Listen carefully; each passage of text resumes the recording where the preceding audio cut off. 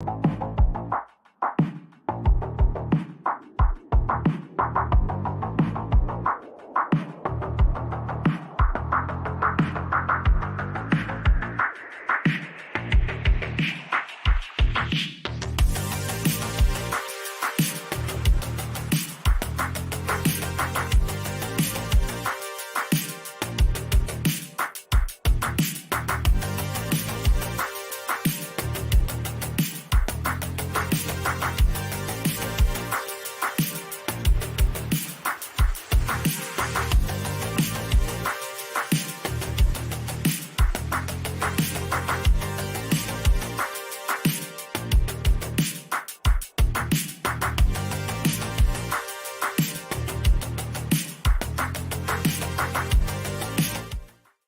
everyone, welcome back to the Nullified Take channel here on YouTube, where we've got the TNT takes for you on Squid Game, the finale. What? Say what? You know, it's only 2 weeks ago.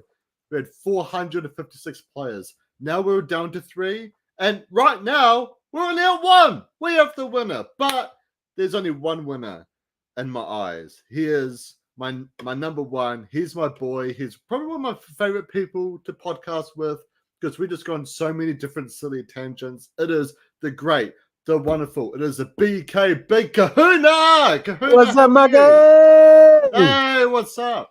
The mask is back, buddy. The mask is back for the finale. I've got it on. Can you hear me? Should I keep it on the whole way? Is it just really off-putting and you're like podcasting with Daft Punk or something? Well, here's the thing, Kahuna. This isn't the Nullified Take anymore, because Chris, he's a Nullified Take, but I'm like an infiltrator. I am the Mucky Take, you know, so we can do whatever we want, you know. Yeah. We can I don't know, like, to be honest with you, the breathing is much harder. Visually, like I'm not seeing a lot right now, so it makes it much more difficult. I might just take it off. Like, people like, put it back on. Oh my gosh, it's Kahuna. I thought you were Triangle. How you doing? Yeah, no, I'm here. I would have committed. I would have committed to the bit, but it's hot. It's hard to breathe in it. So you just got plain old Kahuna. I got one point earlier this year. I think I tried to do a podcast wearing my Bigfoot mask, but you and Chris were just like, no. Like, no, you guys will watch me try. The only reason is because you have to save it for the Bigfoot podcast. Like, that's exactly what it has to be, you know, thematically correct, right? Yeah. You don't wear the Sneaky Steve one on the Sneaky Steve shirt on, you know, Squid Game or $1 Million Island. You wear it on Survivor. Exactly. Yeah. And I mean, when I eventually go into a reality show, I'll have to ship you my Bigfoot mask, because I will be talking about Bigfoot and all of my confessionals, saying how I'm playing a game exactly like how the Sasquatch would play. But Kahuna, unfortunately you didn't make it to our week 2 podcast. I didn't. How are you, and what was your thoughts on week 2? Yeah, man, I'm doing good. I'm doing much better. I had a temporary feeling of severe indigestion, which wasn't great, but I'm feeling much better. It's obviously temporary.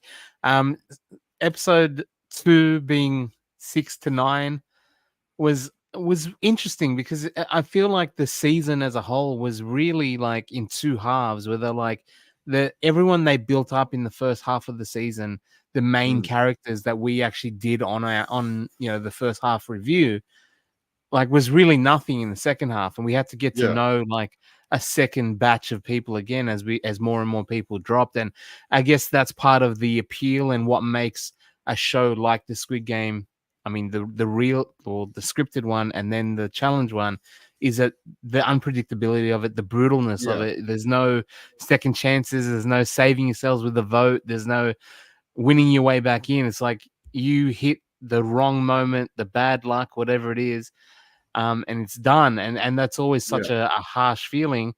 So yeah, like we got built up with certain characters, we got to know certain characters, we got to love certain characters, and then we end up in a second half with none of those characters are around, and we end up with where we sort of ended up. What did you think of that? Yeah, I thought it was very interesting. I think I said on the podcast, it's kind of like every sports game you go to where you have to starting lineup, then your reserves. It's like everything we thought about the first week and all the characters trying to discover winners edit. We'll throw it out the door because it doesn't matter anymore. They're all eliminated, through marbles, the glass bridge, or I think Yeah. the last character we saw from the first 5 episodes was the gamer girl B. B, I think. Yeah. And then she like Yeah, I she thought, lasts long.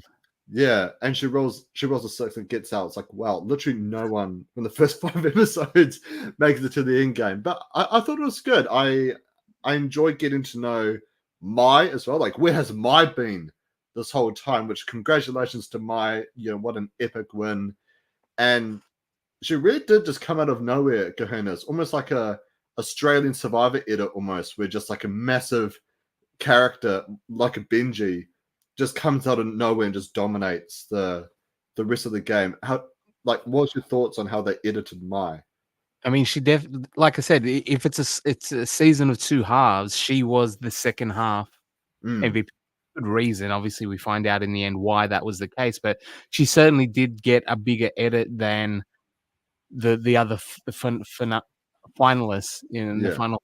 There, like, yeah, she was getting, and she had big moments as well. Like, she ended up obviously her relationships was super strong with yeah, I think had yeah. um Chad, being before TJ, kick on the bridge. Like, she yeah, had moments. She had and then targeting Ashley after the not wanting to take her turn on the bridge and putting yeah, herself out.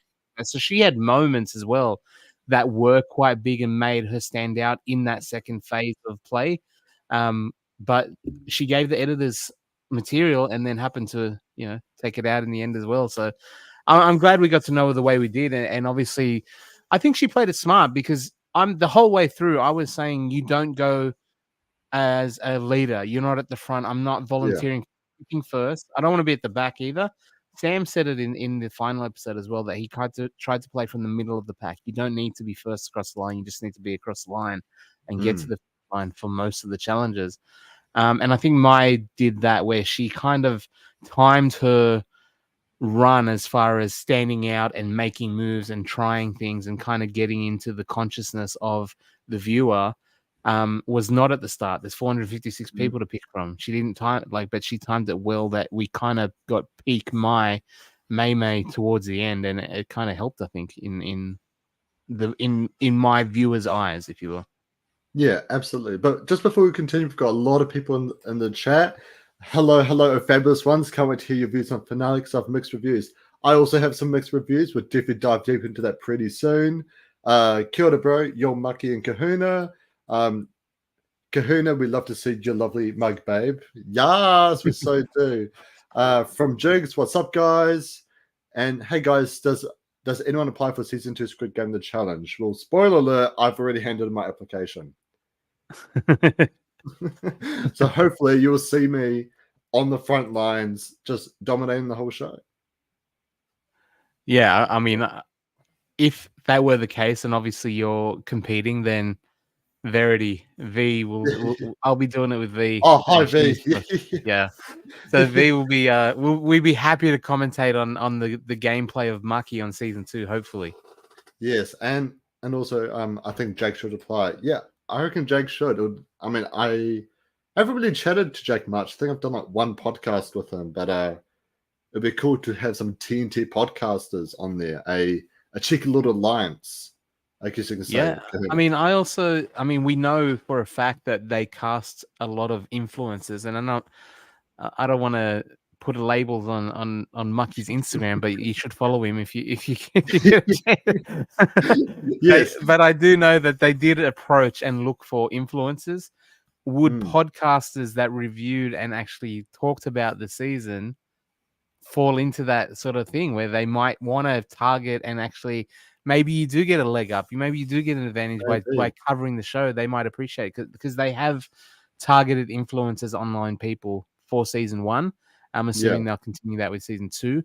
Maybe being a podcaster about it is actually a good thing. Maybe. But you guys all heard it from Kahuna, right? Mucky Hope. That's my Instagram handle. find it, follow it, so then I will be on Squid Game. Surely. But thank you so much, Mucky. If you're there, you're my winner pick. Well, I've got a Yeah. lot of people who would say otherwise. I just had my 22nd and I told all my friends about it. And they're all like, mate, you're tripping over red light, green light. Or mate, you're you're falling off glass bridge. Like I would jump, but then I'd just miss the, the glass panel in front of me. But yeah, Squid Game, Kahuna, it's Yeah. the massive Korean drama, it impacted the entire world basically for like almost half a year from 2021 into 2022. Now we've got the reality TV version. Do you think it held up to the Korean drama? I mean, it's I'm not treating it as the same thing like but what it did sort of hold up and do really well, and I think what made it so good, because if you kind of took a bird's eye view of this show Mm, and broke it down to its elements, a lot of it is really quite basic, and that's the premise of the show as well, right? Squid Game is children's games. It's meant to yeah, be that basic level of thing, but for super high stakes.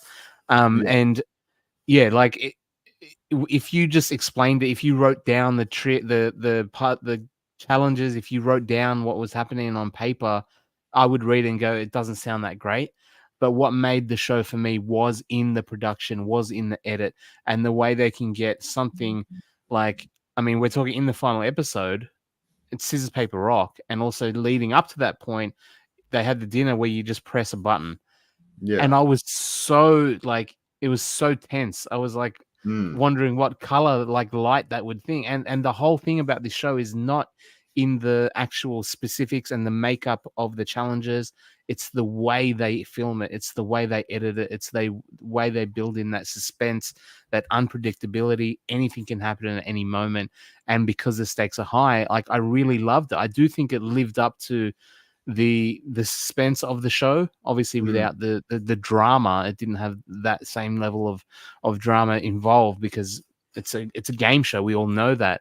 But the way they could edit it together so it felt, and the mm, feeling was really intense the whole way through. I even though it's kind of boring, like in reality, like the final episode, it's the final episode, we see them have dinner, press a button, and then do yeah. scissors, paper, rock. Yeah. And if you told someone that, you would go, "That's boring as hell," especially for a finale where they Mm, separate it out to be a standalone episode.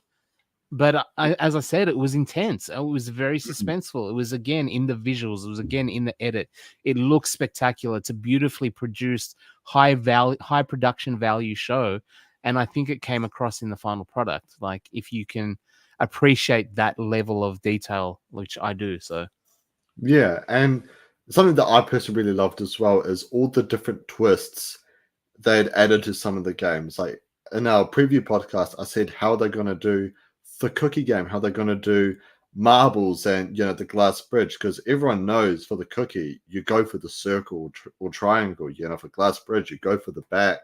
For marbles you're not going to team up with your mum or your best friend, but they'd added all these different make it a elements. picnic. Yeah, yeah, Yeah, which like kind of tricks players or force players to do certain things. Like I loved that when you grabbed like a vest, you had to give that to to someone another else. player, and when it came down to the cookie one, we obviously Brighton, like fully went hard at Spencer and kind of, Bullied him into it. bullied him into it, and it's like there was all these great twists, all these great moments that came from these twists. And yeah, I completely agree. I feel like it not only lived up to the show, but it like raised so many expectations for a season two Yeah. because they did such a phenomenal job with everything.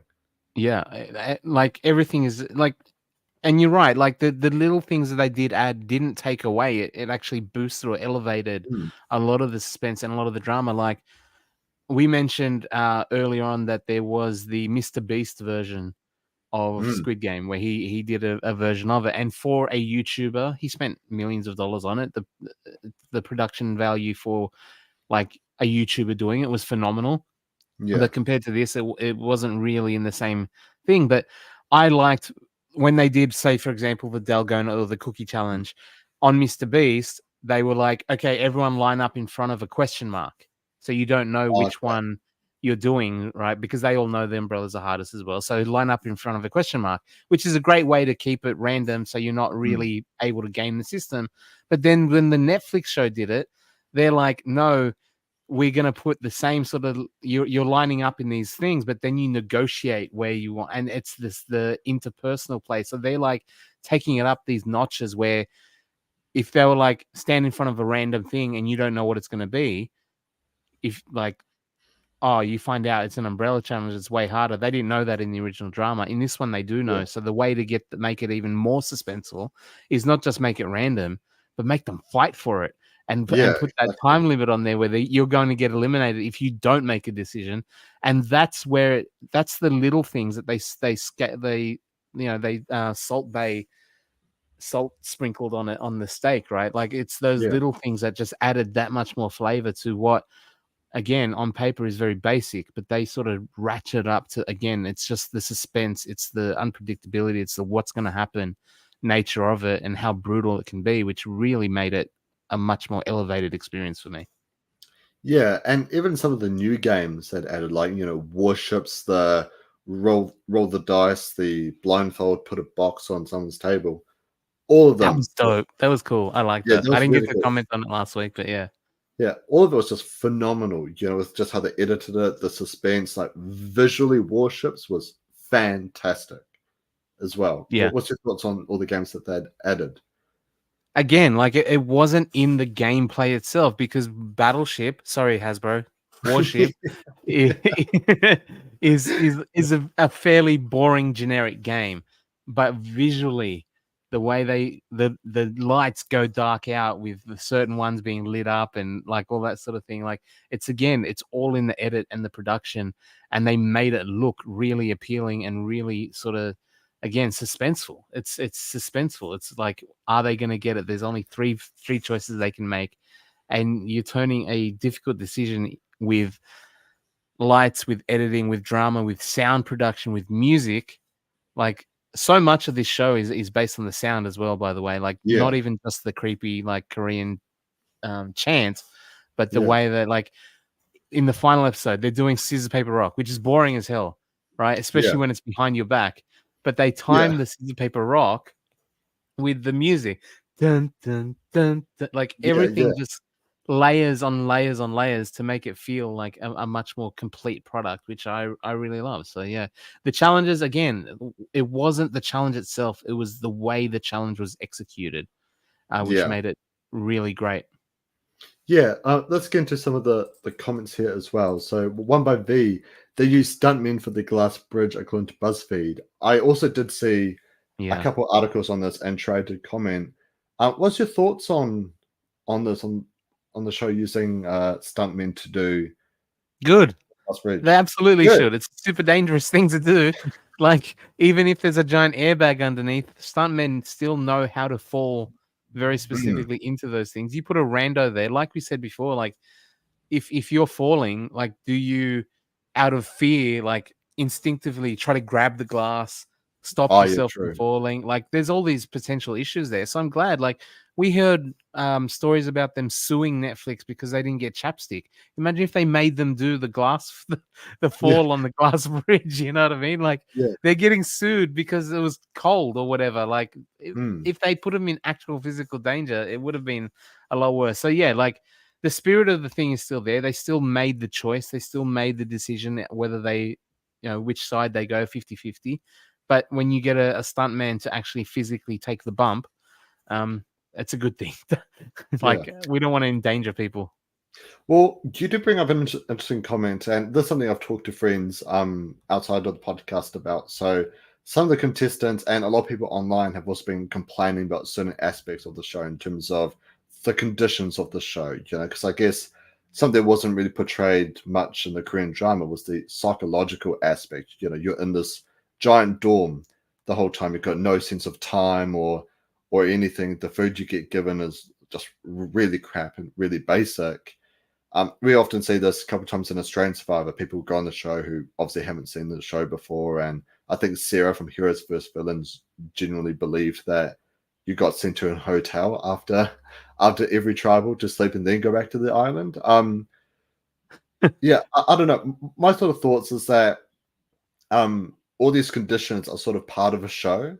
Yeah. And I think if you genuinely believe, well, I'm pretty sure a lot of people who went onto the show must have thought that, okay, we're going to smash out the 6 games and then just go back home or like stay in a hotel. I don't think anyone actually realized that Red Light Green Light would have taken 7 to 11 hours of filming, or just how long each game and the process of Mm. everything was going to take. And I guess my only thing is just man up, like Yeah. adjust to the conditions. Stop complaining about it. What's your thoughts on all that? I mean, yeah, I agree. Like, it's not new. Like the world of Mm. reality TV, and I guess maybe it depends what you think the Squid Game challenge is going to be. Will it be a game show in the mold of like a Price is Right, like a thing where like you're playing the game, but yeah, it's not really an all immersive, you know, long experience. But we've seen Survivor, we've seen the challenge, we've seen Big Brother. We know that this is part and parcel of what these Mm. shows are. I don't know why anyone would go in there thinking otherwise when that's Yeah, exactly what is advertised. It's based on, first of all, the drama, the Squid Game, the most freaking barbaric psychological yeah, like thing there in existence. It's a scripted thing, but it's based on that. Did they think, like, what did they think was going to happen? I don't understand why anyone had issues with, like, they weren't put in danger. They used stuntmen for thing. There was the right amount of, like, they had food and sustenance, which is more than can be said for Survivor sometimes, yeah, like, yeah, definitely. so I don't get it myself, but Yeah. No, I mean, when I first heard about the stuntmen, I was at first a bit like, oh, that kind of sucks, because I was thinking if I was on the glass bridge, I would love to just fall through. But at the same time, if I'd, broken my leg or something, I would have been like, yeah. yeah, I broke my leg on Squid Game, woohoo. Yeah, but But you're not normal, Mucky. yeah, I'm not normal, not normal. But I definitely do see the health and safety side of it, which is like, yeah, nah, we are putting these players through harsh conditions. If we did physically hurt some of the players, then yeah, we might get into quite Yeah, like I heard one of the quite a bit of biggest trouble. issues that they had was, um like, we see the wake up where they all like, Mm. oh, good morning, everyone. Morning, Yeah. everyone. It's Squid Game Challenge Day. But apparently that process is like much more chaotic. And because there's 200 people, 456 people Mm. with X amount of bathrooms and sinks and toilets and stuff, they were like Yeah. lining up like a festival to Yeah, I just bet. use the bathroom and all that. So, and that played into a lot of that was the difficulty is the conditions of living, not the conditions of the game necessarily, but like, and again, like, I know it must be a shock to the system, but considering what the show is, what the game is, what the challenge is, and what we've been used to in real life, well, not real life, but in other shows, then it's part and parcel. This is what it is. Like, I don't have any sympathy for that because that's what you've signed up for with Yeah. the biggest prize in reality TV show history. So, Yeah, exactly. And I mean, yeah, I've got nothing really much more to add on. I perfectly agree with everything you said. Was like it's the biggest prize in reality TV history, and every reality show has got its own like hardships and certain conditions. Whether if you're on an island, in a house or a manor of its traders. I haven't seen the challenge of the Amazing Race. I'm not sure what the ins and outs conditions are for the those. But challenge is a house, like a mansion as well, like all in one oh, house. But Hampton? again, yeah, same thing. Like being in one thing together, cut off from the outside world. Sharing a room with your enemy and the psychological thing that goes along with all that. That's just, yeah, Mm, that's part of. They also have the parties and the drinking and the wild times by yeah, putting a bunch of people together in a room. But we didn't get that on the Squid Game. But yeah, yeah, it was yeah. still good. Yeah. Yeah. Let's. I mean, I guess let's talk about this final episode, Kahuna. So Mm. we have the final three: Sam, Phil, and Mai. I had said on our previous recap, who are these people?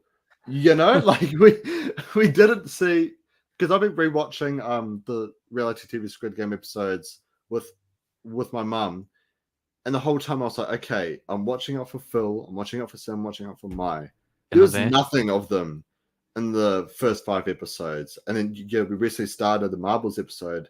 There was still nothing throughout episode 6. It is once they reach the Glass Bridge episode, that's when we start getting content for Mai, and I think Sam and Phil sort of comes a bit more after that. Yeah, I It's thought Mai got a little bit earlier than the other two because I knew Mai way more than I knew Phil and Sam. Like, absolutely. yeah, Yeah, so we covered a show earlier this year, Kahuna, Million Dollar Island, and there was a lot of editing stuff where they only showed you the contestants that were up for elimination that yeah. episode, right? And pretty much by the end of every week, we got to know another 2, 3, potentially 4 maximum, like contestants that are still in the game. How do you think they had edited some of these characters and players to build up for the finale? Do you think that had done a really good job? Considering that there's 10 episodes, and they weren't like extravagantly long episodes, I think they did a phenomenal job with what they Yeah. had. Like, there's 456 people there, and we still got a firm cast of main characters, which go into PowerPoint presentations from podcasters. But there was enough people there for us to debate about whether they played a big role or they shouldn't. But there was certainly people there that were the characters of the season. So I think they edited great. Like, there's probably a million more people, or not a million, 456 other people, whatever. But that were boring, that didn't deserve thing. And I think they kind of wrang all the juice out that they could. They probably could have done, like, if Netflix was like an Australian company, they could have got like 60 episodes out of it. It would have been on 4 times a week for like Yeah. 12 weeks straight, and have other like they considering the fact that they kept it pretty tight, 10 episode run, less than Survivor, less than normal, mainstream reality shows. They kept it tight. There's the biggest cast ever, the biggest amount of people ever, 10 episodes. To get what we got out of it, I think is pretty phenomenal.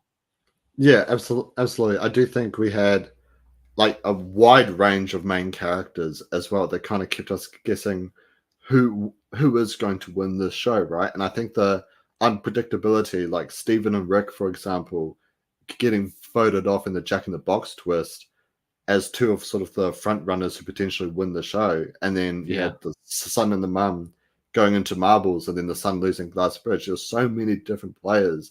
We thought, okay, they're Because he getting the got winner. hard done by. He got Yeah, stuffed up by Ashley. Like, that was bad too. So yeah. Have you seen the social media outburst? I can Because imagine. I've not seen it, but I can imagine it wouldn't have been it great. is horrible. It is absolutely horrible. People are sending her. I think she got like over 100 death threats or something. She was talking about it on her Instagram. Same with Felicia. She got a bunch of hate messages and death threats for eliminating Steven and and Rick.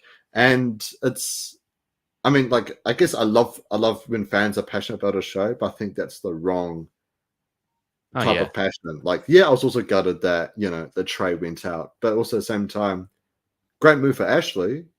She made it through. She made it through the glass bridge. Still no idea why no one held her accountable. Yeah. Like, no one said, "Move, go." Like, Do you think people were allowed you got to to do it push 3 each other? times. Sorry? Do you think like the contestants were allowed to push each other? Physically? I don't know. Yeah. That would have been great. I don't think so. Yeah.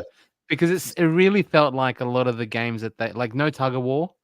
I think they really tried to make it as equitable as possible physical wise, Yeah. so that the young strong dudes aren't dominating anything. Like, so if they were allowed to push, then someone like a Brighton probably would have just shoved them all down the same hole. He would have like stood at the front and like there's 200 people left. He's like, oh, I win.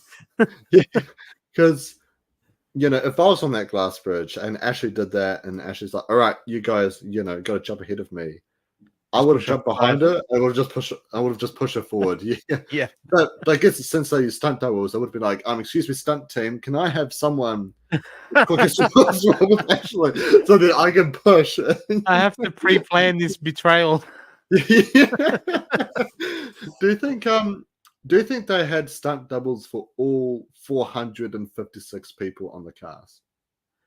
Well, I mean, they only really needed it once they got to Glass Bridge, right? Like, the other challenges wouldn't have needed that. So they would have had it whittled down But you're right. There's a lot of different body types, a lot of Mm. different hair, a lot of stuff like going on. So they would have had to. I think they would have had generic people that fit a broad range of doubles, and then Yeah. edited the crap. Like I was like, there was body doubles because I didn't pay attention. Like I didn't go, Mm. oh, when that person fell, it was a really wide shot from far away with no Yeah. close ups on any. You know what I mean? You just kind of go with the ride. But I think in a second watch, you'll probably go, there's the stunt double, and they kind of did that great because I didn't even notice the first time around. Yeah. No, me too. And so funny watching that back, being like, these aren't even like the players falling. It's it's just like random stunt doubles falling. But yeah, they do cut to a wide shot, so you can't see the Yeah, person's face, or it's like a behind the back shot. It's yeah. it's great camera work to really like just confuse you. And the But producer said that it didn't actually impact like timing that badly. Like the whole transition was like it took a long time for them to make the decisions, and then when they make the decision, they go, "Okay, quick."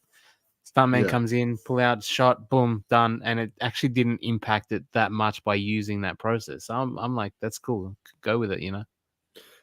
it would have been really funny if there's like behind the scenes footage of like someone being like, all right, stunt person come, and they come, but then they slip and just fall off the side. It's like, oh crap, we could wait for them to come back up and redo it. But they have this massive dinner, steak, and there's a bunch of other veggies and whatnot, and they all have to decide. Well, I guess it's like a new test, right? Which is there's three buttons.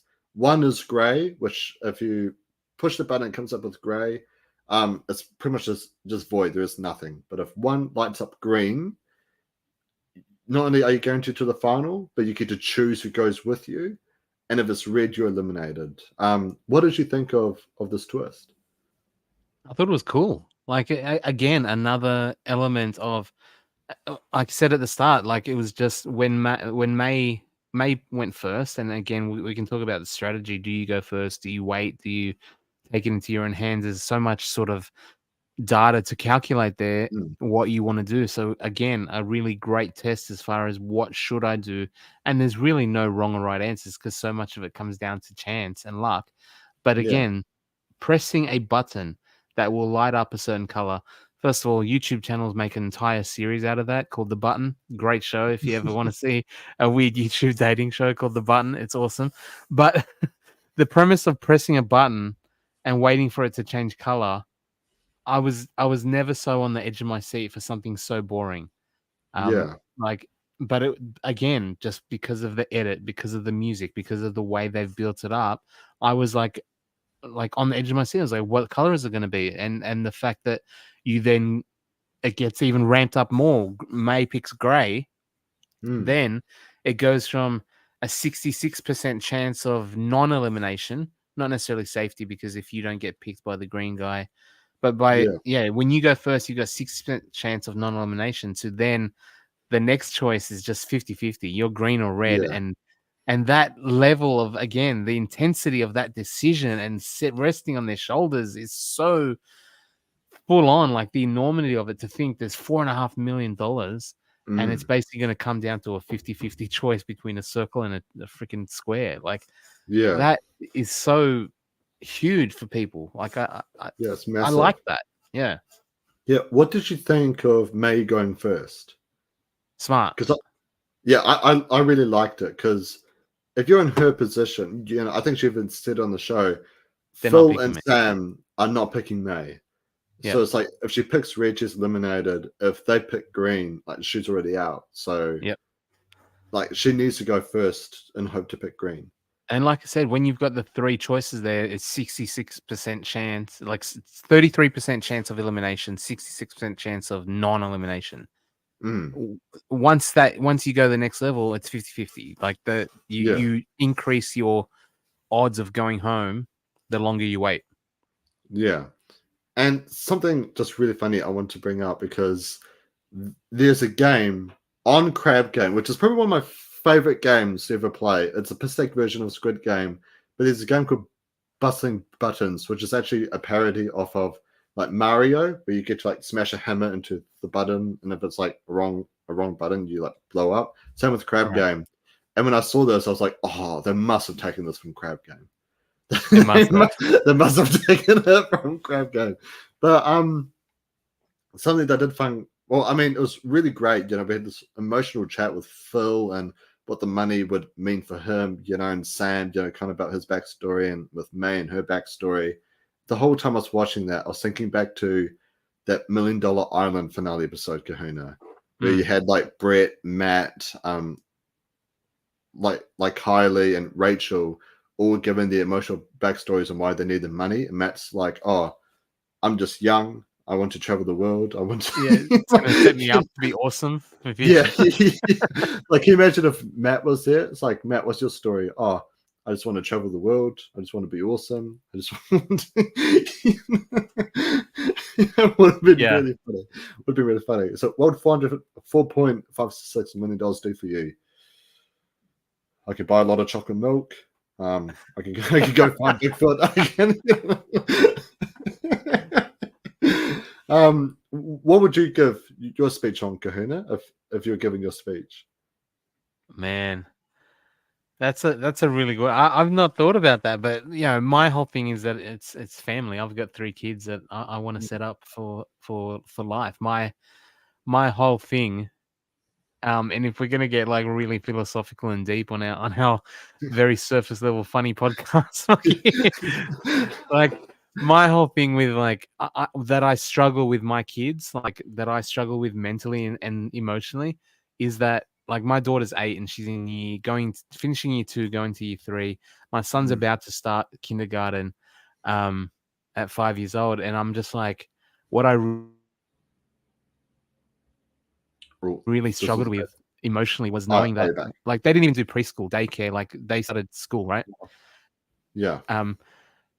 And getting them on the conveyor belt that is like the grind of life. Like from 5 years old, I really struggled with, okay, go to school now. You wake up at 7 a.m. and you finish and you go to school and you're going to do this for the next 60 years and then you die. Like, you're going to do it for school, you're going to do it for high school, you're going to do it for university, you're going to do it for a job, and then that's life. You're now on the conveyor belt. You're in the system and you're going to be ground out for the next 60 years. That's your life now. And I really struggled with that. So for me to be able to get into any position where I can go, you won't have to do that. Like, because working sucks. I hate the fact that I do it. Like, I have a good job. Like, I'm very grateful for the fact that I have a good job, but I really hate that the fact that we do this 9 to 5 grind just to live. And so we don't die. Again, we're getting really deep on this, but I hate that. I hate the concept of it. I know it's part of life and that we have to. And if I had $4.56 million, I could get to the point where potentially my kids would never have to do that. And that would be my dream, is that they don't have to put up with the shit that I have to put up with by working every day. You know what I mean? Yeah. Yeah, I love how Johan's really deep, and mine is, I won't have to worry about buying chocolate milk. And I could also buy a lot of chocolate milk. I'd buy a lot of shit too, though. I'd definitely be a corporate consumer. But yeah, it would be for family, so that they're set up and that they're good. And that's such a generic thing, but when you have 3 kids, that's what my life is. Yeah, absolutely. Well, how to transition out of this, Kahuna? We've gone into here we are. Take that one, Mucky. Go on, segue. All right. So, Sam. Similar, I guess, you know, that sort of motivation similar to Mai, right? Like she said that she's got her kids, she's got grandkids. And a lot of people that go on these shows, you can do things because you've got a motivation outside of yourself. Phil, on the other hand, like, I don't know where he pulled out his magical, like, Matlock courtroom skills and was like, it's you. I love that he got to the final just based off the gift game. The way that he picked like 3 people is amazing. But he got here and he's like, man, like, I've never had a proper job. I'm a scuba instructor. I've got no money. It'll be good to like help the people out. And we were watching it. My wife was like, isn't that fascinating? She goes, I think that tells the difference between rich people and like not rich people. I was like, what do you mean? She goes, rich people just want to hoard the money. They were like, I'll get it and I'll build more and then I'll keep it all and I'll have more and more. Whereas you can see this dude's never had any money. he's going to all of a sudden have more money than he needs for his life, really, potentially, Mm. if he invests it properly. And he's like, well, a lot of people have helped me out over time, so I'm just going to give most of it away. And I was like, yeah, you're right. Like, people Mm. who don't have money don't necessarily know what it's like to have, so they're not scared about holding on to it. Whereas Yeah. people, they're like, hoard it, build more. And Mai said as well in post interviews and stuff that she wants to do a lot of charity work with it as well. So Yeah, it's really cool to see the cast outside of the show as well, and seeing what all of them are actually like outside of the edited product. You know, because when we get first introduced to Maya, she's like, really cold and she's quite strategic. But when you see her outside of the show, she's very warm. She's very funny and social, and you can see why she had built so many great, strong relationships with people, especially yeah, with a lot of alphas in the game as well, like with TJ, like with Chad. She was in and out of many different alliances and groups as well. And yeah, really, it is quite interesting seeing an edited product of someone and then what they actually like in real life. Because when yeah, you see them in real life, everything just makes so much more sense. yeah, for But sure. Like, I think the edit of Mai is because they wanted to. They know that this is going to be the winner, right? yeah, And she obviously had some pretty like, I didn't know. I was calling bullshit when on the gift game she was like, this is what I do. I read people like for my job, and so I'm like, yeah, come on, like. But then she did pretty good on it. And then she was saying on like scissors paper rock, I played this when I was a kid. Therefore, I'm good. Like, I hate that when people say, I was on a balance beam once, therefore I'm going to be awesome at this. Like, yeah, but Mai said, like, I played scissors paper rock, and I was like, yeah, everyone plays scissors paper rock. Like, what are you yeah, talking about? It's like, yeah, it's you're not good at it. It's random. She was freaking good at it. Like, yeah, so I think with Mai, they have a winner who actually showcased some skills. So they're like, well, let's edit her. Let's be the story is the Navy, that she's mm, shrewd, that she's smart, that she's not like she's overcome a lot of things, and not play up the grandma doting role. Like, because they already had Trey's mum, right? Like, yeah, they've yeah, got the Leanne, yeah, older lady, but she's an older grandma, right? But mm, instead on the show she was a Navy veteran that is a little bit more savvy and a little bit more, you know, they played it like it's a little bit more under the radar, deceiving that she's got more than just being thing. But you're right, like, that's not a personality, that's a job, that's an edit, that's a showing what they wanted us to see. And it is mm. interesting to see the personalities outside of the whatever it is. I was going to say the house. It's not a house, or it's not an island. I don't know what the hell they're in. Soundstage. Yeah, soundstage. Yeah. But we do see Sam volunteers to go in front of Phil, and unfortunately, he picks the red button. He's eliminated. And even though we didn't get to see much of Sam throughout the show, I mean, something that the show's done extremely well is that they introduce you to characters like a Spencer. When you think about Spencer, he only had like what 10 minutes of screen time, or like Yeah, 5 minutes of screen time, and yeah, has yeah, left just such a lasting impact on the yeah. show, He got right? he Like, got in the montage at the end. yeah, yeah, yeah. He even got montage, and it's like you see, like, every time you think of the cookie game, you're like, oh yeah, Brighton like bullied him and, and tricked him into getting the umbrella, and he almost like vomited at the like during that game, right? Like you remember him from that, and there was only like what Oh yeah, 5 yeah. minutes or like 10 minutes. Huge. And even with Sam, we didn't see much of him, but when he pressed that red button, you felt that hit. Yeah. Like you felt really bad for him. And yeah, what was your thoughts on Sam in the show? Again, like you said, I think it's a testament to the show itself. And Mm, man, I'm glazing them up so much. But you're right. We didn't get a lot of Sam, and he seemed like he did have friends in the house in the game. Obviously, like, very close friends. But we didn't see a lot of him early on. But you're right. When we do get it, when we do get bits of it, they kind of maximize the potential there. And they're yeah, like, we don't need a full season of someone to be attached to them because of the intensity of the show and how full on and how masterfully they do it.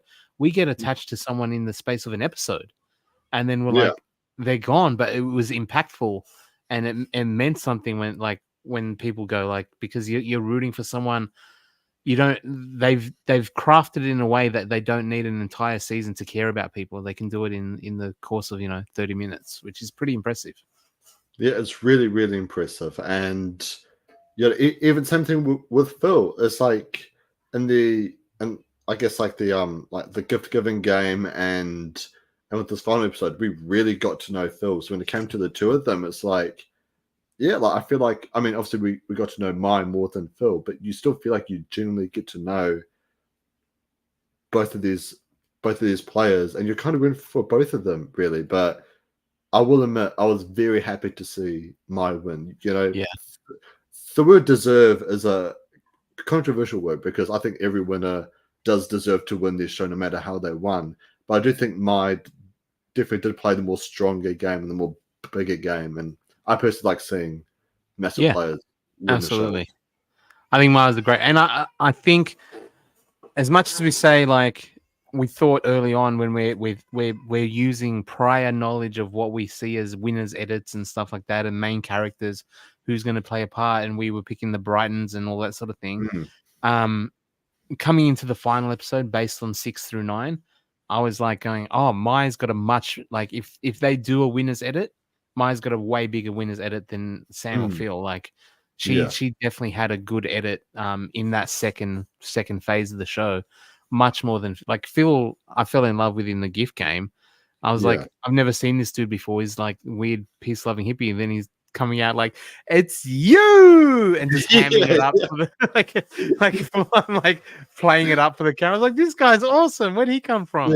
But Maya was kind of giving throughout the whole playing, like getting in, like you said, the relationships, the way she was talking with people. And we saw one of the scenes she was talking with, I think, Chad, and they were trying to be friendly to someone who was on the bed, but then at the same time she's like, I don't trust him. Like the whole way through, they were showing that she's got the smarts as well. She was multifaceted in the way they portrayed her, and I think obviously because they knew she was going to win, but she obviously had that in her tool chest where she was giving them stuff that they could use in a really good edit. Something I think that's personally probably one of my favorite moments of Mai is it's just after the marbles game where she's talking to TJ and TJ is like, Mai, you're my number one. I love you. I'm glad you made it. And then Mai sits with Chad and just shit talks TJ. And then that's what I think what I'm talking about. Yeah.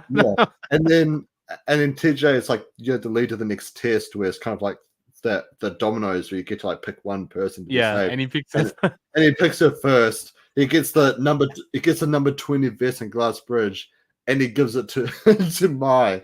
And it's like, oh my god! Like if I was Chad, I'm not sure if Chad had gotten his vest in it or whatnot, but if I was Chad or if I was like someone else and I knew that Mai was shit talking to TJ, I would be like, TJ, no, she's shit talking. Give it to me. She's shit talking. Yeah. No, but I mean, to be honest with you, again, sorry I missed last week, but I would have shit talked TJ as well. To be honest with you, man. Yeah. I love TJ as a character, but he annoyed the crap out of me. Yeah, he definitely annoyed. I'd be like, shut up, man. Just shut up. Come on, gang. Let's go. Come on. Shut up, dude. It's funny because I was watching Warships with Mum, and when he's telling his whole team the whole time, it's okay. I got you. And he posted it. Even my mum was like, can this guy just shut up? It was so funny. But yeah, so it comes down to Mai and Phil. And we get to the very end, and they've got all these different lights going, and it's a squid ring, right? From the Squid Game show. And I was thinking, okay, it's they're going to play Squid Game, right? Some are going to do the hopscotch thing, and then the tackle physical thing. Maybe they give them like plastic knives, or in Roblox and Fortnite. I discovered this Fortnite Squid Game, by the way. I discovered that last week. Where in the end you do just use your melee weapons and just like attack each other. It's like, okay, they're gonna get plastic knives or plastic bats or something, and that's like their way of fighting. But no, it's rock, paper, scissors. Like, what did you think of the final game being game of scissors, paper, rock? Yeah, I mean, again, like I said before, I'm glad they didn't do a physical game because they could have ended up with completely unfair, inequitable. I don't think this matchup was as bad as some of other people in the show could have been. Like, imagine if, oh, I forgot what was Trey's mum's name? Leanne. Leanne and Yeah. Brighton. Yeah. Like that, in a that would have physical been really game. funny. That You would know have what I been mean? really Actually, funny. Leanne probably would have been pretty good. There would have been worse ones than Leanne, but you know what I mean? Like, it could have Yeah. been completely That's inequitable fine. sort of Yeah. matchup. So the fact that they took that away is good. And to replace it with scissors, paper, rock, again, I think is kind of goes with the whole ethos of it, where it's the most basic of children's games with Mm, completely high stakes and super intensity. Like, scissors, paper, rock worth $4.5 million US. Like, yeah. scissors, That's paper, not. rock for Yeah. $5 million. Like, that's Yeah. crazy. I It's think scissors, awesome. paper, rock is the ultimate game as well, though. I've tried very hard as a father to do that with my kids, that when they argue about something, I just say settle it with scissors, paper, rock. Yeah.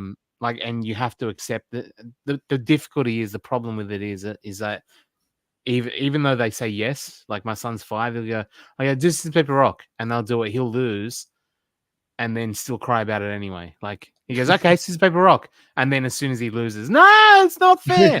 So getting to accept the results of scissors, paper, rock is the hard part. But I do think scissors, paper, rock can pretty much resolve everything. Like, if you know, like, I was going to say some weird, stupid joke about Israel Palestine just playing scissors, paper, rock, and they get to keep. Um, I'm not. I don't want to get TNT in trouble.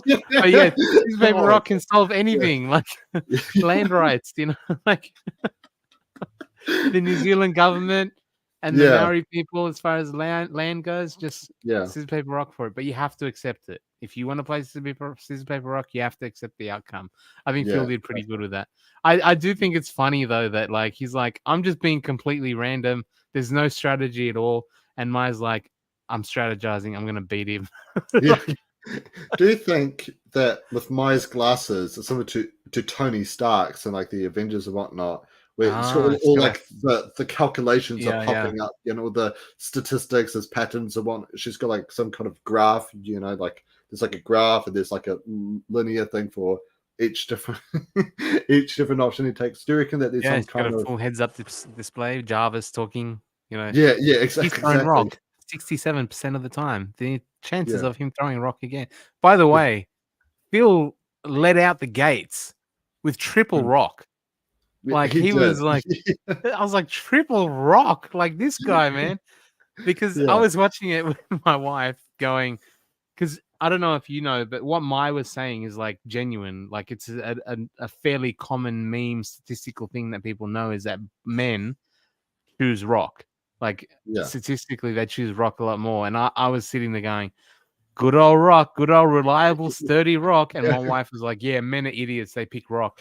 And then feels like, rock. I'm Yeah. like, Yeah. I'm Yeah, like, oh, man. it's really funny.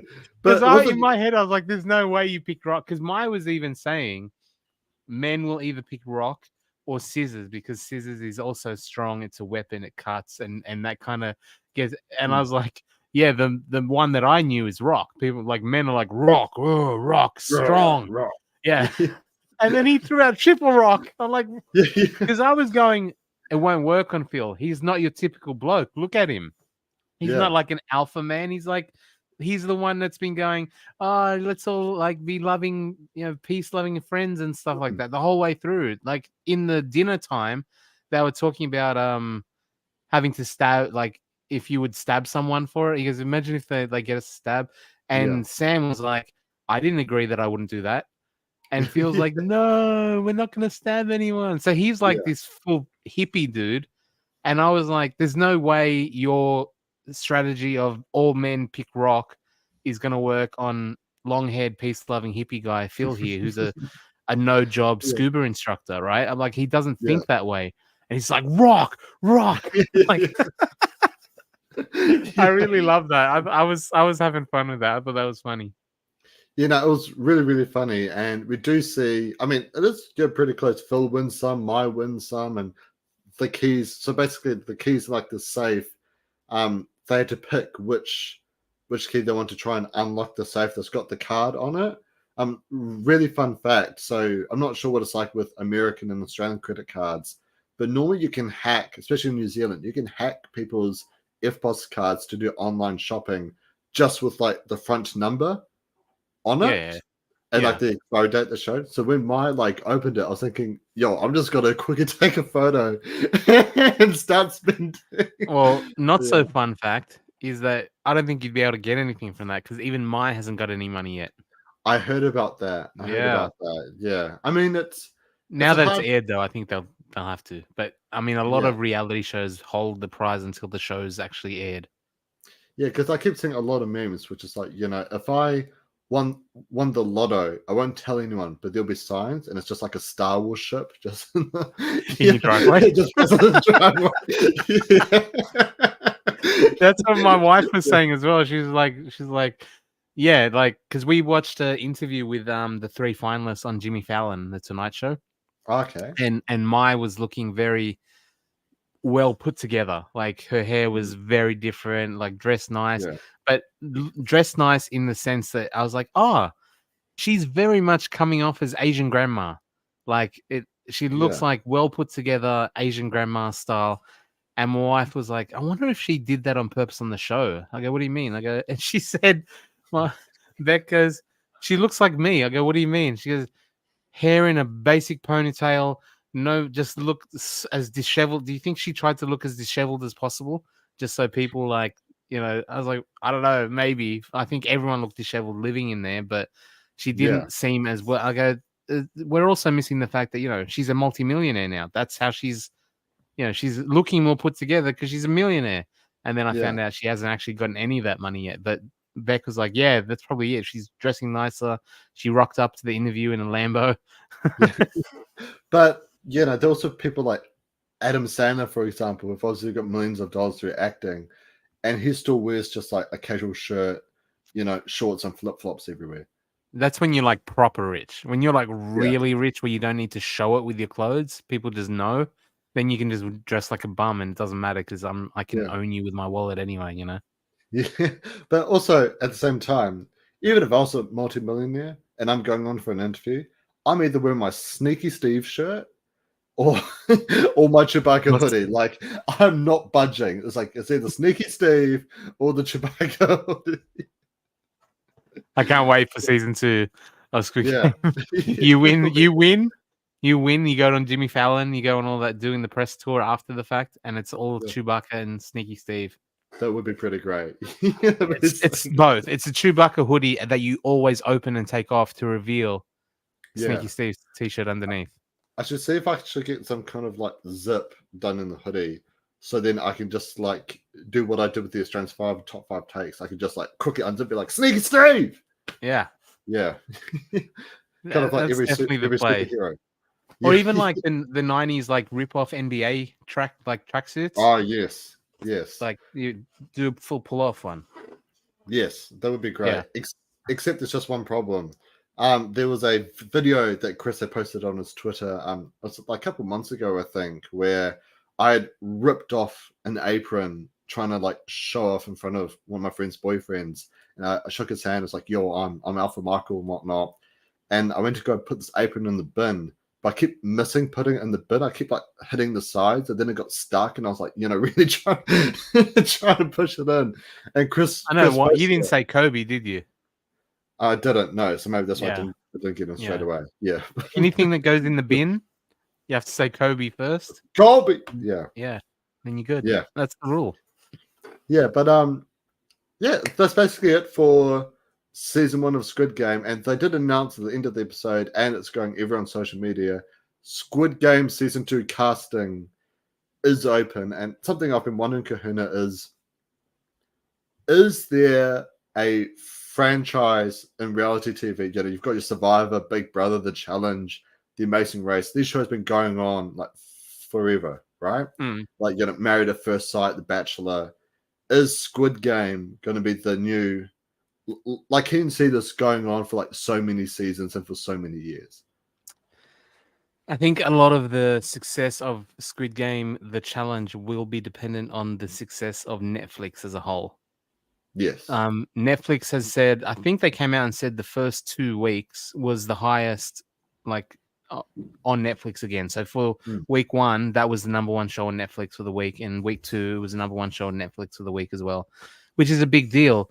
So they'll keep running it out while Netflix is still a thing. Netflix is massive. They're probably going to be the big dog, but if the streaming wars goes awry and Netflix doesn't come out on top, then that's probably the end of Squid Game. But I think considering the popularity of Squid Game, the show, and then the fact that this has done well, it's had mixed reviews. I've seen people saying they don't like it at all, and some pretty big online people saying it was crap.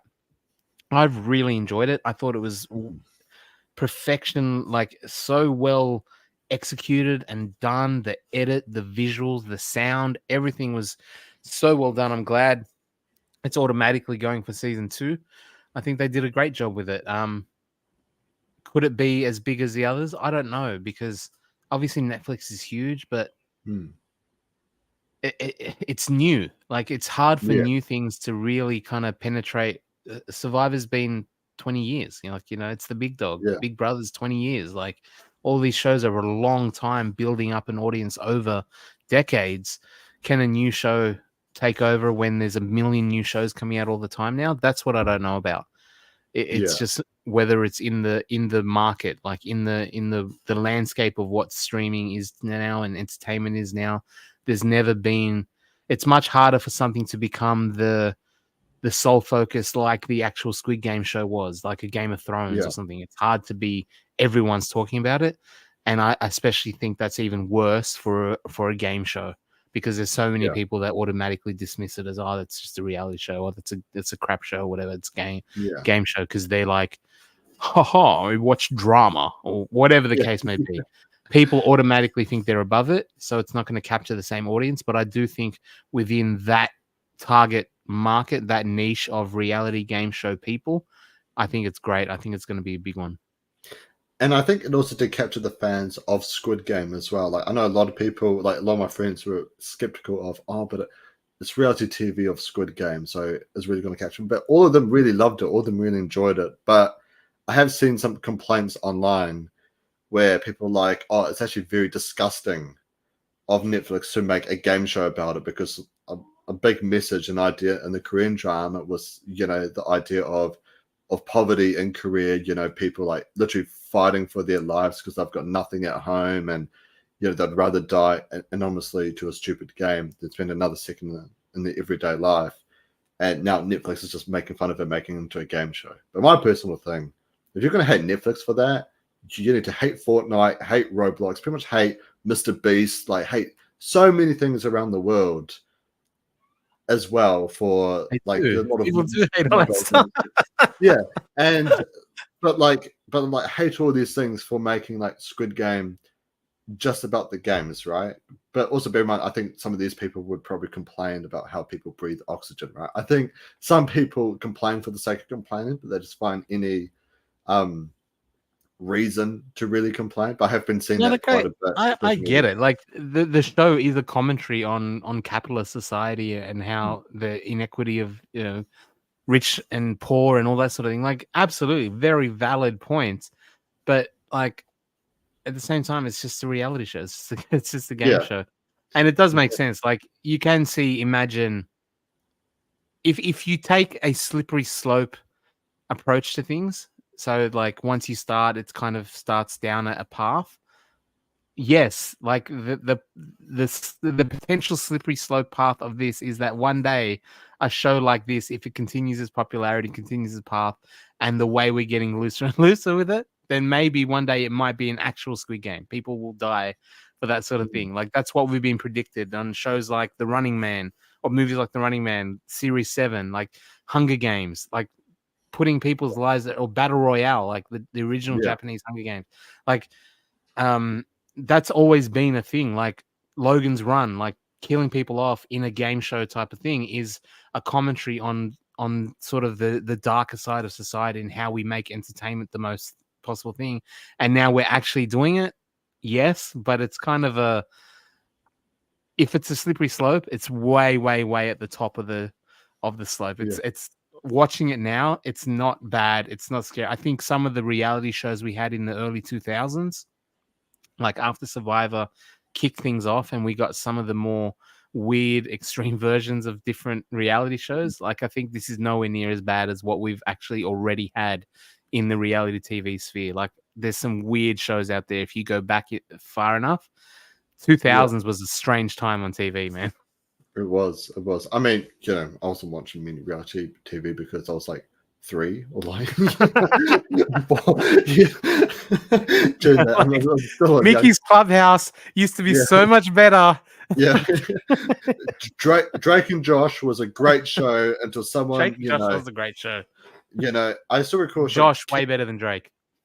Oh, especially now, everything that's going on about Drake. Now definitely. People complain because they need to focus. Unfortunately, shows their weakness. Yeah, I do think, especially leading up to the Christmas time, I found that a lot of, because I work in a supermarket, I have found that a lot of customers who are very complainy type people, find every small thing to complain to sort of release their stress. I had a customer the other day. So we have a product called surimi, right? It's like a seafood salad. And normally we defrost it overnight and then we wrap it in the morning, serve it to customers. But we didn't have any stock of it the previous night. So we didn't have any for the morning, but we've got some stock in the morning. It was defrosting. And a customer was complaining to me about how incompetent we are for not physically going out to where they store the surimi, grabbing it and bringing it back to defrost overnight. Yeah. Well, and it's I'm sorry. You should have thought about that. I really should have. Gosh. So there are some people who do complain for the sake of it, but all opinions are obviously welcome as well. And I've seen worse reality shows that truly made me smack my head. Yeah. Yeah. I mean, I haven't seen it, but Chris is as I'm telling me really good things about it. It's called Outlast on Netflix. Have you seen it? Have I seen that one? Probably not. I might have checked out the first episode or something. I don't know. So it's basically it's not like Survivor, but it's like a survival where they get a bunch of people in Alaska, in the Alaskan forest, who just have to survive. And there's no voting out. It's only if you quit. Yeah. So it can go for 6 months or whatever. Yeah, it could go for as long as possible, but people are on really basic resources after forest food. You can raid people's camps and steal their stuff and whatnot. But the whole idea is to make people quit, right? So you starve them out, you freeze them out and whatnot. Yeah. There's way worse stuff out there. Yeah, that's a lot worse than Squid I thought Game. this show, considering the dark nature of its inspirational source material, it was pretty wholesome. The people made it, despite it being a game where at any point the whole thing is you turn on people, you backstab people, you can pick it. So many people on it were trying to be super honorable and very wholesome the whole way through. Obviously, we saw it wasn't always the case. Brighton was kind of the villain, and we had Ashley do her heel turn there for a while. Even May got a bit of a heel turn when she went against Ashley, which I was really annoyed about. But generally, everyone is super positive and trying to be really friendly with each other and get each other through the next level rather than turning on each other. So that's a good sign as well. That's something that maybe they didn't expect, that when you build a show where it's meant to be the worst of human nature, and it could have turned into a bit of a Stanford prison experiment sort of feel, you put people in that environment, you don't know what happens. It turns into a bit of Lord of the Flies. But I didn't think about this before, but I'm kind of coming around to the fact that the true nature of humans are even in competing for $4.5 million in difficult circumstances, in really psychologically trying environment, they're still super positive and supportive of each other and trying to help for the most part. I thought that's pretty impressive considering. And there's something I just do want to quickly say. I feel like the casting team did a really great job of the cast with all the main characters. We got all the characters we got to see were absolutely phenomenal. And something I know we've talked about in terms of American Survivor is that there's a lot of diversity, but not so much diversity in thought. Everyone's kind of roughly the same person, right? But whereas you're dealing with so much in Squid Game, while there was a lot of Americans on the show, there was a lot of diversity in thought. So you had players like a Brighton who was just being a complete ass to to By everyone. the way, I heard a thing. I can't speak to the veracity of it, But I did hear Brighton. Maybe the producers liked him so much they gave him a pass when he should have been eliminated. In On what the game? on the Dalgona cookie, he said on a live stream that apparently he broke it, and they passed him because they thought he's going to be such a character and such a villain that he broke his cookie, and they went pass. Who said that? Brighton. Brighton said it. What? Yeah. So, Oh my but I god. guess on Warship they couldn't. You know, how do you Yeah. hide that? You can't protect him on Warship. But apparently, I heard that Brighton said that he fucked up the cookie, and still they passed him. Okay, I need to go back and rewatch the cookie to see how's cookie The win. cookie one had a couple of things apparently as well. People were complaining. You know, when Spencer, there was a scene where, because people were saying that he was a plant, that he was fake, Yeah. and that he was playing it up too much. And there was a scene where he was sitting there, kind of looking around at everyone rather than doing his own cookie. And then when one of the mullet bros, who the guy with the glasses, yeah, Kyle, yeah. and when he went, Spencer was next to him and like did this over exaggerated like look into his like cookie to see it, and people were like, that's fake. But I found out apparently not just for the umbrella team, but like every round of the cookie game, they actually made people do it in staggered times. They weren't all doing it at the same time. Oh, okay. The reason for that is so they could actually get cameras and people on the individuals when they're taking it out. Like if everyone's finishing at the same time, they're missing a bunch of people who are like getting that shot. So apparently they did it in basically groups of 10, and everyone else was told just look down and pretend you're working on your cookie. So you're kind of a background actor while we focus on certain people that are actually competing in the moment. And Spencer was one of the background people at the start. He wasn't one of the first people. So he's like looking around at everyone because he's not actually competing. So there's little sort of production tricks to make it work, but doesn't necessarily take away from the competitiveness or the spirit of the game, except for that Brighton thing. If that Brighton thing is real, then they cheated to get him through the next round. But at the same time, you know, and I even said this about, you know, Sei Byuk, you know, she was the one who made it to the end but had her, you know, throat cut by Sungwoo. If they found any way to keep her alive, you know, I don't care if they use like time travel or if it's just like a Star Wars, The Rise of Skywalker, somehow Sei Byuk has returned. I don't care. I don't mind. Bring her back. Rig for Brighton to get to the end. I don't care. You know, I love Brighton. Even if I knew that they'd rigged him to get to the end, I'd still be like, yeah, that's my alpha. I would have done the same. Yeah. That's my alpha. That's my alpha. Maybe the producers were like, okay, we got to Ulnam. Some of the thing, we're gonna have one old man that we got to like sort of secretly hide and cheat the way through. So, but maybe, you know, with warships, there's just no way to like. Imagine if Ulnam was like the first one in the glass bridge and the Korean drama. It's like, okay, how can we justify not killing? Yeah, exactly. Yeah.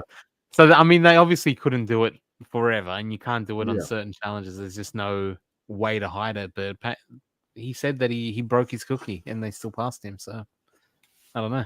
Yeah, who knows? But like, you know, with season 2 confirmed around the corner, do you think they'll use like the same games, like, you know, your red light, green light, your Dalgona, glass bridge? Do you reckon they'll still use those, or do you think we're going to get a completely new set of games? I think we'll get some new games, but they might keep a couple as staples. Like in the other version of the challenge, the MTV's challenge, they always, one of the things which I love about that show is they're very, very innovative with their challenges. They're coming up with crazy, wacky, big scale challenges all the time. Sometimes they don't work, but they swing, they go for it, right? But they still have their standard iconic challenges and eliminations, which they always go back to. Like, it's like we're throwing out weird, wild, wacky stuff, but we'll always have a pole wrestle, we'll always have a hall brawl, we'll always have certain challenges which are standards. And I'm wondering if maybe they'll add new things but keep a red light, green light, because it is It is Yeah, Squid Game. Like that doll is so iconic. Like it's on every thumbnail. It's on every social media. yeah, The glass bridge and maybe the cookie are kind of iconic. Can they add twist to it? I don't know. Like yeah, with the way they did the Dalgona this time by getting them to force the decision, that mm, was huge. Like I think that elevated it so much. Can you get away with that 2 seasons in a row? I don't know. We'll see. But I think yeah, they'll add more things to it, but hopefully keep a few things as like the iconic standard flagpoles of the show. yeah. It's I think you could almost add twist to it. Like, have you heard of what's the time, Mr. Wolf? The game. The game, yeah, Yeah, yeah. Oh, like yeah, as far as a red light, green light yeah. variant, You could I have almost to have like take the number of steps. yeah, like you could have like the pink soldiers along the line. And so it's like after a certain amount of time of, what's the time, Mr. Wolf, and you finally reach that time, the pink soldiers chase after you. And if they tag you, you're out or something. You could almost do like almost different games or different ways to do it, right? Mm, But I do think games like Red Light, Green Light, and the Glass Bridge, they're kind of like, you think of Squid Game, you think of those two, like the cookie and obviously marbles are such a big one. Like think of a emotional turning, well, pretty much like the biggest turning point in the Korean drama was the marbles because half the main cast was gone, right? yeah. But It I kind of would, worked out this one as well. Like the Trey yeah, and Leanne thing was a big emotional pivotal moment as well. So yeah, and but something that I do hope though, and this is something we talked about in our preview, and probably one of our personal complaints is that a lot of these games are American. A lot of the American. cast were American, and I would love to see, hopefully in season 2, like even if they make like a franchise out of this, like just keep having like brand new games of a bunch of different cultures, like a Russian childhood game, like a New Zealand Aussie childhood game, Yeah, like I agree. That'll be awesome. 400 a 456 person game of rugby, or like or Aussie football, right? And yeah, or like Actual sport, yeah. yeah, No, ours would probably be like as far as playground games go, it would be like bull rush or handball yeah. or something like. I Oh, think, handball would be great. yeah, I think that would That'd be be so ours. good. Handball or bull rush or something like that. Yeah, I'm trying to think if they could take any ideas from Crab Game. There's one good King of the Hill. Oh, there's Tag, except with the tag stick, you've got like a massive knockback stick, so you can send people flying across across They the should have map. that. They should have that. Come up What with do a you think? knockback stick. What do you think about like a hide and seek or like a spotlight? Have you played Spotlight? Like with a torch, Spotto kind of thing. Yeah. I think we call it Spotto here because we're Oh, Aussie. Spotto? Okay. Makes sense. Spotto, mate, Spotto. Yeah. Yeah, I mean, there's probably a million different. I can't even think of them off the top of my head now, but there's probably a million different games that they could incorporate. But you're right, like it ended up feeling very American. Like even the finale is the whole basis of the game. The show is called Squid Game, and they took out the Squid Game to play Scissors Yeah. Paper Rock. Like Yeah. like again, I think I know why, and the reasons are probably good to make it not a physical competition because it would just be completely unfair. But again, they took out the very, very Korean influence of a game that is specific to Korea to the point where they made a show about it and then Yeah. just made an American game out of it. So that's a bit funny for me, but it worked in the context of the show. But I do hope you're right that it would be cool if we see a lot of other games from different countries and stuff. Yeah. Anything else to really talk about in terms of Squid Game? I feel like we've pretty much covered We've anything, covered it. everything. Again, man, I'm glad I watched it. It was great. I'm sorry I missed last week with you guys, but it's a very, very well done show that Yeah. lived up to the hype of actually there probably wasn't that much hype around the challenge show, but it lived Mm. up to the standards set by the drama. Not from a Yeah. drama point of view, but just from a standard, like an excellence point of view. It was done well. It wasn't a cheap, crappy version. They put a lot of effort into it. All the sets, all the production value as far as what you're seeing on screen, it was Yeah. all there. It worked perfectly, I think, as far as reality TV shows go. Yeah, definitely. There was not much like marketing or advertising for the show. I guess similar to the Korean Squid Game. Like, I mean, I'm not sure for you, but for me, it literally did just come out of nowhere, right? It was And it's like, viral. Yeah, they yeah, relied on people to spread the word. Yeah. yeah, and I guess some of this reality TV show Squid Game, I obviously knew about it, from start of this year because I've been harassing you and Chris, like, we gotta cover it, we gotta cover it, we gotta cover it, and it eventually just arrived. Like, I recall chatting to Chris, and he's like, like the amount of times it brought up to him was so much like, oh yeah, that's not till later on in the year, and then he's like, crap, it's next week, It's now, yeah. it's tomorrow, right? Yeah, but I think the Korean drama has raised such a high bar. Season 2 of that show is coming out at some point next year. It was always going to be hard to be on par or beat the show, but I feel like this did a really great job, and I loved every moment of it. I'm hoping they time it better. That if they're already casting for season 2, I hope they don't take a full 18 months, because they should release it pretty quickly after season 2 of actual Squid Game. Like, the gap between Squid Game and then the challenge was too big, and I think it would have worked better if they were closer to the phenomenon where everyone was talking about Squid Game. And if Squid Game season 2 takes off and picks up again, then they should be ready to run with the reality show pretty quickly afterwards, just to ride the wave a bit more. I think the show was hard done by the gap a bit.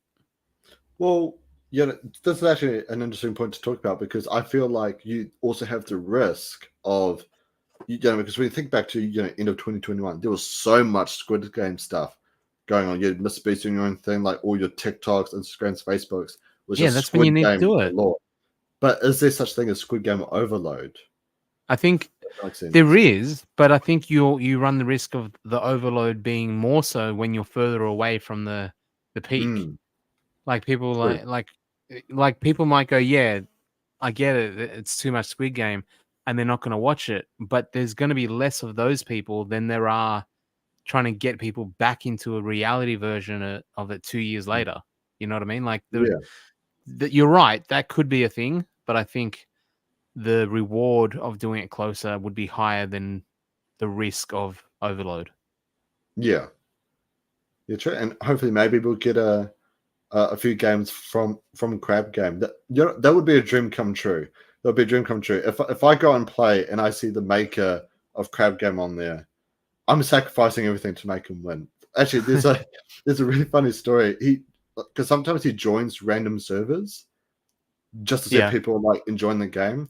One time he joined the server that my boy Nathan and he made, and he banned me from my own server because I insulted him. I was like, oh, Danny, you cheating ass, or something, like, because he gave himself all the hacks and everything, because he's obviously the dev. And he banned me. Yeah, he does. He banned me from my server.